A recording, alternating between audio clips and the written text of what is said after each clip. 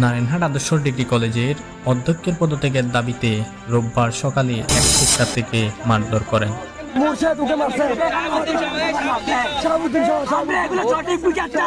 এদিকে ঘটনা উত্তাল হতে থাকলে কিছুক্ষণের মধ্যেই ঘটনাস্থলে পুলিশ, আনসার, সেনাবাহিনী উপস্থিত হন।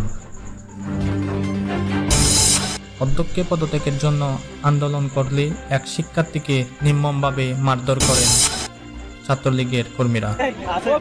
দুর্নীতি টাকা নেওয়ার কোন রসিদ কর্তৃপক্ষ প্রদান করে না। দলীয় প্রভাব দিয়ে দুর্নীতির মাধ্যমে ওরা নিয়োজিত হয়েছে।